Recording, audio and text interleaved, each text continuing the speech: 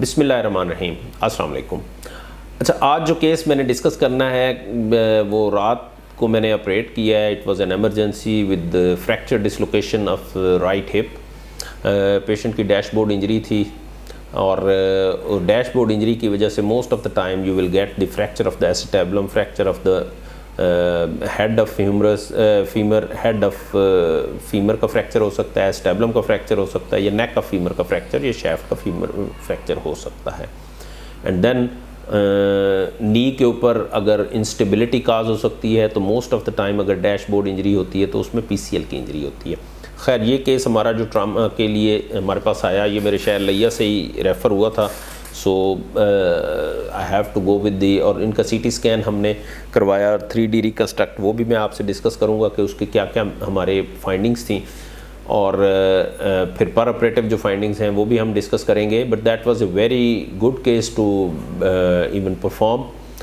All the time your adrenaline is at very high levels, क्योंकि आप continuously sciatic nerve के साथ, क्योंकि the extent of the fracture was in the lesser sciatic notch, और वो sciatic notch के अंदर से लेकर और इसकियल टिब्रोसिटी तक ये सारा एरिया आपको शैटिक नर्व के अंदर और उसके बिल्कुल साथ साथ ही काम करना है। कभी उसके नीचे काम करना है, कभी उसको साइड पे करके काम करना है। So that was a real nightmare for a surgeon. But अल्हम्दुलिल्लाह, if you are doing with delicacy and expertise, the things can go in your favour.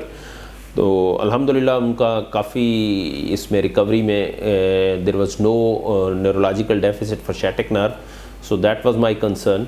Second is the reduction, that should be a 100% central reduction. So the second key is the reduction, and third key is stabilization.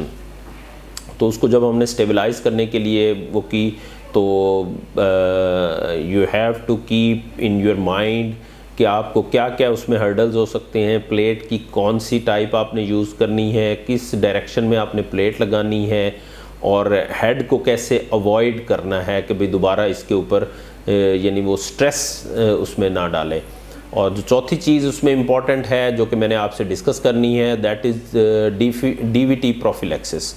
Pelvic surgery, any of the pelvic surgery और especially the trauma, you have to give pre-operative and post-operative prophylaxis for DVT, because that can lead to a fatal emergency situation that, which is called the PE, pulmonary embolism, which is uncontrollable even in the best settings. हमारे पास तो ना ICU की facility होती है, most of the time you are not having the a good ventilator facility, no ICU care, तो और कोई ऐसा फ़िल्टर्स वगैरह कभी वो नहीं होता। बल्कि एक पेशेंट लास्ट टाइम मैंने ऑपरेट किया जो कि बाहर किसी कंट्री में वो उनकी पहली सर्जरी हुई थी।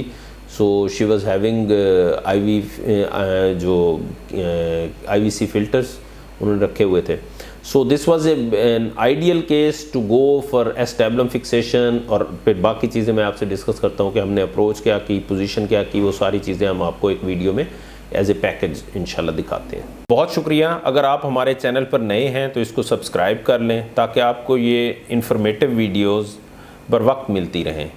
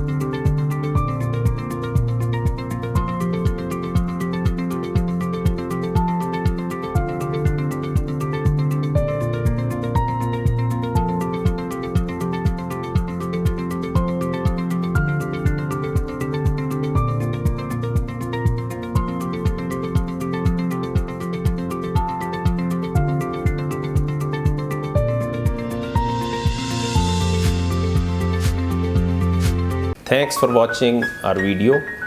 If you are new on my channel, please subscribe so that you can get informative videos in time.